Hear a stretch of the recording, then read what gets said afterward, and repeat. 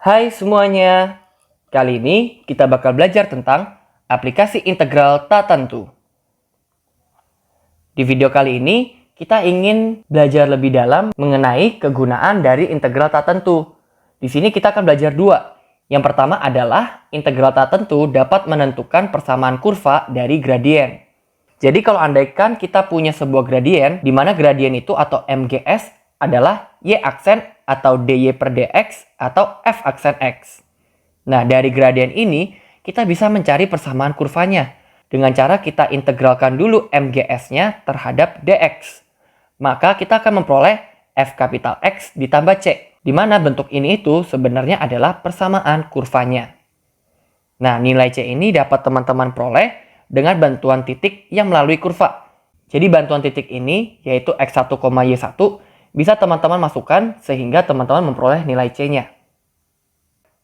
Aplikasi yang kedua adalah kecepatan dan percepatan.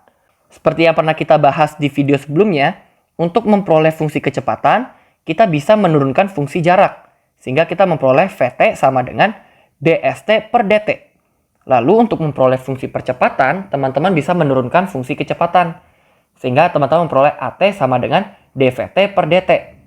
Ternyata kita bisa juga lakukan untuk kebalikannya. Jadi untuk memperoleh fungsi kecepatan, kita bisa mengintegralkan fungsi percepatan kita. Sehingga kita memperoleh Vt tambah C sama dengan integral dari At dt. Dan untuk memperoleh jarak, kita bisa mengintegralkan fungsi kecepatannya. Sehingga kita memperoleh St tambah C sama dengan integral Vt dt. Sekarang kita mau langsung lihat contoh. Yang pertama, kita punya gradien garis singgung kurva di X, Y adalah 3 akar X. Jadi kita tidak punya hanya di satu titik. Tetapi di seluruh titik itu, gradien garis singgungnya itu bisa ditentukan dari 3 akar X.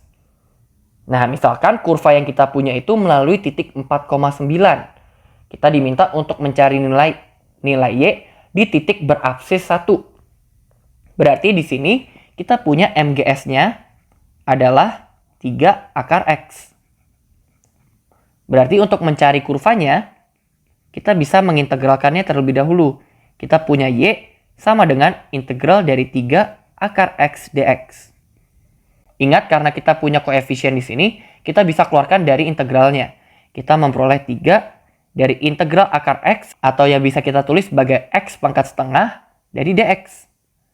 Maka kita punya 3 dikalikan X pangkat setengah yang ditambah 1, lalu koefisiennya adalah 1 per setengah ditambah 1, ditambah C. Jadinya kita punya 3 dikali 2 per 3 X pangkat 3 per 2 ditambah C. Di sini kita akan memperoleh 3 dikali ini ditambah 3 dikali C.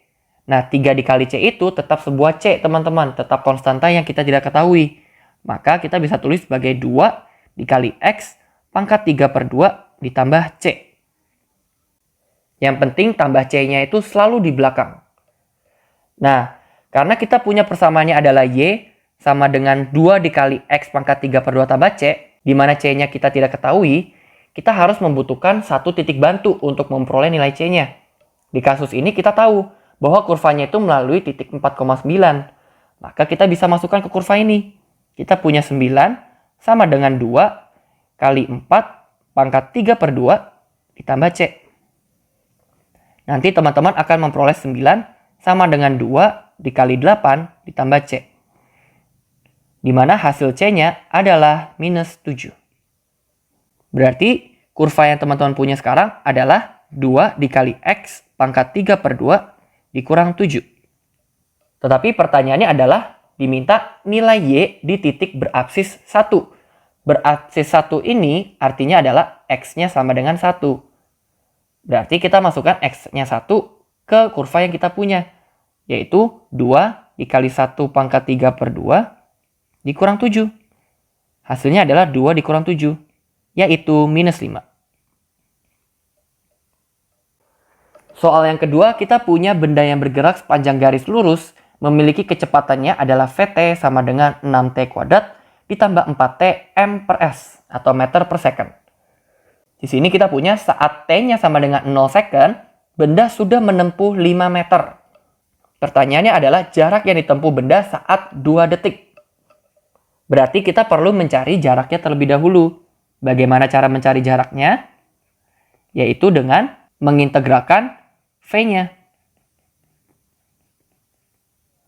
Jadinya kita punya integral dari 6T kuadrat ditambah 4T dt. Ingat, karena kita punya integral dari penjumlahan fungsi, maka kita akan memiliki penjumlahan dari integral fungsi. Jadi kita punya integral dari 6T kuadrat dt ditambah integral dari 4T dt. Bisa teman-teman cari, sehingga teman-teman memperoleh 6 dikali sepertiga T pangkat 3 ditambah 4 dikali setengah T kuadrat. Jangan lupa ditambah C. Maka teman-teman akan memperoleh 2T pangkat 3 ditambah 2T kuadrat ditambah C. Kalau teman-teman kurang yakin, teman-teman bisa menurunkan ini ulang. Kalau kita turunkan ulang, kita memperoleh 6T kuadrat ditambah 4T. Yang tentunya adalah fungsi dari VT. Berarti kita sudah mengintegralkannya dengan benar. Nah, sekarang kita mau mencari nilai C-nya terlebih dahulu. Bagaimana caranya? Kita tahu bahwa ketika T-nya itu 0, benda itu sudah di 5 meter.